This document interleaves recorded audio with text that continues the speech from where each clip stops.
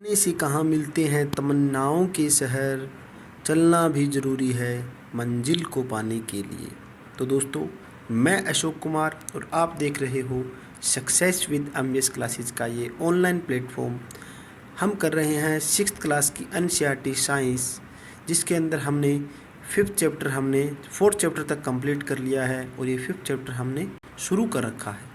तो 5th chapter के बारे में हमने बहुत सी बातें जानी कि हमने पदार्थों को अलग अलग कैसे करते हैं। चाय पत्ती के बारे में हमने अलग अलग इन चावलों से पत्थरों को अलग कैसे करते हैं। मक्खन प्राप्त करने के लिए दूध हम अलग करते हैं। तो अलग अलग विधियां हमने जानी। हस्तचयन विधि देखी, थ्रेसिंग विधि क्या होती है उसके बारे में पढ़ा। उसके बाद निष्पावन विधि भी हमने देखी थी। ये लेडीज इस तरह से क्या है पृथक कर रही थी पदार्थों को। बहुत सी बातें हमने जानी है। तो अभी हम क्या पढ़ेंगे, अभी हमें पढ़ना है वाष्पन विधि के बारे में। स्टार्ट करते हैं क्रियाकलाप 6 से। वाष्पन विधि। बीकर में कुछ जल गर्म कीजिए। बीकर आपको पता है एक क्या है, कांच की कुछ एक कटोरी जैसी होती है, उसे बोलते हैं बीकर। उसमें कुछ जल गर्म करना होगा। जल को उबलने दीजिए। यदि आप निरंतर गर्म करते हैं तो संपूर्ण जो जल होगा, ये आपको बीकर दिखाई दे रही है। जल भाप में बदल जाएगा। अगर हम उसको ज़्यादा गर्म करेंगे जल को, तो वो भाप में बदल जाएगा तथा अदृश्य हो जाता है। अब दूसरे बीकर के जल में 2 चम्मच नमक डालिए तथा अच्छी तरह से हिलाइए। क्या आप जल के रंग में कोई परिवर्तन देखते हैं? हिलाने के बाद, विलोड़ित करने के बाद क्या आप बीकर में कोई नमक देखते हैं? नमक के जल से भरे बीकर को गर्म कीजिए। जल को उबालकर उड़ने दीजिए। बीकर में क्या बचता है हमें ये देखना है। मतलब आपके पास ये बीकर है, इसके अंदर जल डालकर और थोड़ा सा नमक डालकर इसको हिलाकर अच्छी तरह से इसको गर्म करना है। अब जल हमारा उड़ जाएगा, वाष्पन हो जाएगा। तो हम देखेंगे इस बीकर के अंदर क्या बचता है। इस क्रियाकलाप से हमें मिश्रण से जल तथा नमक का पृथक करने के लिए वाष्पन की प्रक्रिया का प्रयोग किया जाता है। तो इसी तरह वाष्पन विधि का ही हम क्या करते हैं, समुद्रों से जो नमक है वो बनाते हैं। जल को उसके वाष्प में परिवर्तन करने की प्रक्रिया को ही क्या बोलते हैं, हम वाष्पन बोलते हैं। वेरी वेरी इंपॉर्टेंट है एग्जाम के दृश्य से। आगे क्या दे रखा है, जल पर यह जहाँ पर जल होता है वाष्पन की प्रक्रिया निरंतर होती रहती है। आपके विचार से नमक कहाँ से आता है? समुद्र में जल में अत्यधिक मात्रा में लवण मिश्रित होते हैं। इन्हीं लवणों में एक लवण साधारण नमक जो होता है हमारा, जब समुद्र के जल को बड़े बड़े उथले गड्ढों में भरकर छोड़ दिया जाता है तो सूर्य के प्रकाश से जल गर्म होकर वाष्पन द्वारा धीरे धीरे वाष्प में बदलने लगता है। कुछ समय बाद सारा जल वाष्पित हो जाता है तथा ठोस लवण नीचे बच जाता है। तत्पश्चात इन लवणों के मिश्रण का शोधन करके साधारण नमक प्राप्त किया जाता है। तो इस विधि से हमें पता चलता है कि हम समुद्र से नमक किस तरह से अलग करते हैं। आपको यहाँ पर दिखाई दे रहा होगा, ये समुद्री एरिया है। इनको क्या इस तरह से क्या है, हम चारों ओर इस तरह से इकट्ठा कर कर पानी को, समुद्र के पानी को, और सूर्य की जो गर्मी बनेगी उससे क्या है, पानी हमारा ऊपर बनकर भाप बनकर ऊपर उठ जाएगा और नीचे हमारे पास कौन सा बचेगा, नमक बच जाएगा। ठीक है। आगे क्या दे रखा है, पृथक्करण की एक और विधियों का उपयोग। हमने पदार्थों को पृथक करने की कुछ विधियों के बारे में अध्ययन किया है। प्राय किसी मिश्रण में उपस्थित विभिन्न अवयवों का पृथक करने में केवल एक विधि का उपयोग प्राप्त नहीं है। ऐसी स्थिति में हम एक से अधिक विधियों का उपयोग करने की आवश्यकता होती है। क्रियाकलाप 7 हम देखते हैं। क्रियाकलाप 7 में रेत और नमक का मिश्रण लीजिए, इसे आप कैसे पृथक करेंगे। हमने पहले भी देखा कि हस्तचयन विधि इसके पृथक्करण के लिए व्यवहारिक नहीं होगी। ये विधि जो हस्तचयन विधि है, हाथों से अलग करने की विधि है, ये इसके लिए हमारे पास व्यवहारिक नहीं होती। इस मिश्रण को बीकर में रखिए तथा इसे कुछ जल मिलाइए। इसके अंदर जल मिलाने के बाद क्या है हम देखते हैं, इसके बाद बीकर को कुछ समय के लिए एक ओर रख दीजिए। क्या आप देखते हैं कि रेत की तली में बैठ रहा है, रेत तली में बैठ रहा है। इसे निस्तारण या निस्यंदन द्वारा पृथक कर सकते हैं। ये मैंने विधि आपको बताई है कल। निस्यंदन या निस्तारण विधि कौन सी होती है आप देख सकते हो। उसके बाद क्या है मेरे पास, निस्तारित द्रव में क्या है, क्या आप सोचते हैं कि जल में वही नमक है जो कि आरंभ में मिश्रण में था। अब इस निस्तारित द्रव में नमक व जल को पृथक करना, इस द्रव को किसी केतली में भरकर इसका ढक्कन बंद करिए अब कुछ समय के लिए केतली को हमें क्या करना है, गर्म करना होगा। क्या आप केतली की टोप जो हमारे पास टोंटी होती है से भाप निकलती देखते हैं? ठीक है, जो हमारे पास केतली की टोंटी होगी उससे भाप निकलती हुई देखते हैं। ये आपको यहाँ पर दिखाई दे रहा है। ठीक है, ये मेरे पास मिश्रण था और इस केतली को मैंने गर्म करना शुरू कर दिया। अब क्या है, मेरे पास एक धातु की प्लेट लीजिए जिस पर कुछ बर्फ़ रखी हो। ठीक है, इस तरह से क्या मुझे एक धातु की प्लेट लेनी है जिस पर हमने कुछ बर्फ़ रखी है। अब क्या करना है, मुझे प्लेट को केतली की टोटी के ऊपर पकड़िए, जैसा चित्र 5.13 में दिखा रखा है। आप क्या देखेंगे, केतली के सारे जल को वाष्प में बदलने दीजिए। तो वाष्प के बनकर ये पानी निकल रहा है मेरे पास, इसको हम एक साथ में इकट्ठा करेंगे। आगे क्या दे रखा है, आगे दे रखा है हमें, जब भाप बर्फ़ से ठंडी की गई प्लेट के संपर्क में आती है वह संघनित होकर द्रव जल बन जाता है। काफ़ी इंपॉर्टेंट है यहाँ पर पॉइंट ये। प्लेट के नीचे जो बूंद बूंद होकर नीचे गिरने वाला यह जल संघनन द्वारा भाप बना है। जल वाष्प से उसकी द्रव अवस्था में परिवर्तित होने की प्रक्रिया को संघनन कहते हैं। वेरी वेरी इंपॉर्टेंट पॉइंट है यहाँ पर आपके लिए। क्या पॉइंट है, जो जल से वह वाष्प बन रहा है उसकी द्रव अवस्था में हम उसको परिवर्तित कर रहे हैं, उसको बोलते हैं संघनन विधि। ठीक है दोस्तों, उम्मीद करता हूँ ये समझ में आ गया होगा आपको। क्या आपने कभी जिस पात्र में दूध की थोड़ी देर पहले उबाला गया था उस पर ढकी प्लेट पर संघनित जल को बूंदों को देखा है? आप दूध गर्म करते हो, उसके ऊपर आप प्लेट जो ढकते हो उसके ऊपर क्या है, थोड़ी देर में क्या होगा, उसके ऊपर जो बूंदे हमारे पास है कुछ ना कुछ भाप की बूंदे उसके ऊपर दिखाई देगी। ठीक है, जो संघनित बूंदें होगी, जल की संघनित बूंदें होगी।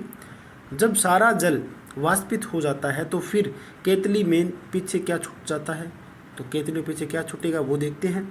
इस प्रकार हमने मिश्रण से नमक, रेत तथा जल का निस्तारण, निस्यंदन, वाष्पन, संघनन विधियों का प्रयोग करके सफलतापूर्वक पृथक किया है।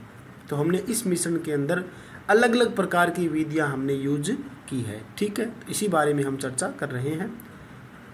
पहली को रेत से नमक की पुनः प्राप्ति की समस्या है। ठीक है, जो पहली है इसको क्या है, रेत से नमक की पुनः प्राप्ति की समस्या है। उसने नमक के संपूर्ण पैकेट को रेत की थोड़ी मात्रा में मिलाया था। फिर उसने क्रियाकलाप 7 में सुझाई गई विधि द्वारा नमक को पुनः प्राप्त करने का प्रयास किया, परंतु उसने यह पाया कि वह तो लिए गए नमक के केवल थोड़े भाग की ही पुनः प्राप्ति कर पाई है। तो उससे कहाँ त्रुटि हुई होगी, जो उसने नमक डाला था पहले उससे कम ही नमक मिला है, तो उससे कहाँ गलती हुई है देखते हैं। क्या जल किसी पदार्थ की कितनी भी मात्रा को घोल सकता है? अध्याय 4 में हमने पाया कि कई पदार्थ जल में घुलकर विलयन बनाते हैं। जब हम उन पदार्थों को जल में विलेयी कहते हैं। यदि हम जल की मात्रा निश्चित रखकर उस पदार्थ की मात्रा निरंतर बढ़ाते जाएं तो क्या होगा, ये हम अभी देखते हैं। क्रियाकलाप में जो हमारा नमक था वो कहाँ गया, बात करते हैं। इस कार्य के लिए आपको एक बीकर अथवा गिलास, 1 चम्मच नमक तथा जल की आवश्यकता होगी। आधा कप जल बीकर में उड़ेलिए, 1 चम्मच नमक डालकर तब तक उसे विलोड़ित करना होगा जब तक कि यह पूरी तरह से न घुल जाए। अब फिर 1 चम्मच नमक डालिए, भली भांति उसको विलोड़ित कीजिए। इस प्रकार 1-1 चम्मच करके मिलाते रहिए और उसको हिलाते रहिए। ठीक है, फिर क्या होगा हम देखते हैं। चित्र के अंदर आपको दिखाई दे रहा है, कुछ चम्मच भर नमक मिलाने के बाद क्या आप यह पाते हैं कि कुछ अविली नमक बच जाता है और बीकर की तली में बैठ जाता है? यदि हाँ, तो इसका अर्थ हुआ कि अब जल में अधिक नमक नहीं घुल सकता। तो यह विलयन संतृप्त विलयन कहलाता है, जो कि आपके लिए वेरी वेरी इंपॉर्टेंट होगा। जब तक हमने नमक डाला उसके अंदर घुल रहा था, सही था। उसके बाद हमने नमक डालते रहे, अब नमक जल में घुलना बंद हो जाता है, तो उसे बोलते हैं संतृप्त विलयन। ठीक है, ये आपको चित्र में दिखाई दे रहा होगा। यहाँ एक संकेत है जो यह बताता है कि उस समय संभवतः क्या गलत हुआ जब पहले ने रेत के अंदर अधिक मात्रा में मिले नमक की पुनः प्राप्ति का प्रयास किया था। कदाचित नमक की मात्रा संतृप्त विलयन बनाने के लिए आवश्यक मात्रा से बहुत अधिक थी। अविलेय नमक रेत के साथ मिला रह गया। जो अविलेय नमक था, जो नमक मिला नहीं हमारे पास पानी के साथ, वो अविलेय नमक था, वो क्या हुआ, रेत के साथ मिला रहा और उसे पुनः प्राप्त नहीं किया जा सकता। ठीक है, इसीलिए हमारे पास नमक की जो क्वांटिटी थी वो कम हो गई। वह अधिक मात्रा में जल का उपयोग करके अपनी समस्या हल कर सकती थी। जल की ज़्यादा मात्रा में यूज़ करना था उसको। कल्पना कीजिए कि उसके पास मिश्रण में सारे नमक को घोल के लिए पर्याप्त मात्रा में जल नहीं है। क्या किसी अन्य उपाय द्वारा जल की उसी मात्रा में संतृप्त विलयन बनने से पूर्व पहले से अधिक नमक घोला जा सकता है? आइए हम पहली की सहायता करने का प्रयास करते हैं। देखते हैं क्रियाकलाप 9 के अंदर क्या है। बीकर में कुछ जल लीजिए तथा उसमें तब तक नमक मिलाइए जब तक उसमें नमक न घुल सके। इस प्रकार नमक जल में संतृप्त विलयन प्राप्त हो जाता है। संतृप्त विलयन हमने पढ़ लिया क्या होता है। अब इस संतृप्त विलयन में कम मात्रा में नमक मिलाइए, इसे गर्म कीजिए। आप क्या पाते हैं? बीकर की तली वाले नमक का क्या हुआ?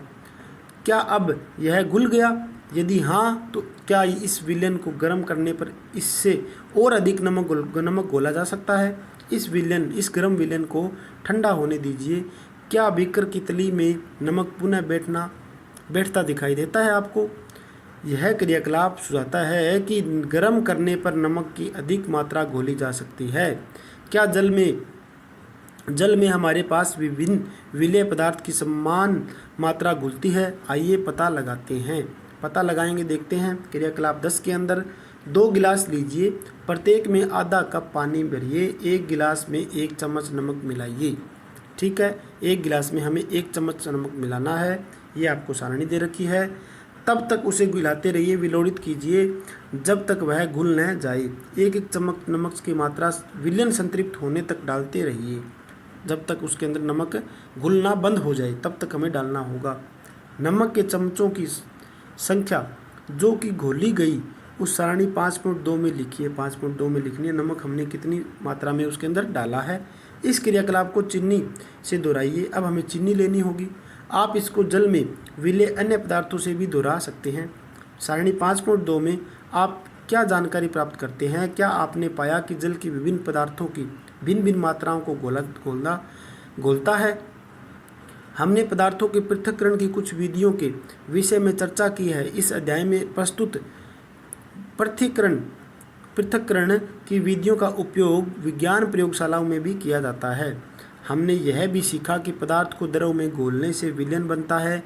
यदि विलयन में पदार्थ न घुले तो उसे संतृप्त विलयन कहते हैं। ये भी हमने पढ़ा है इसके अंदर।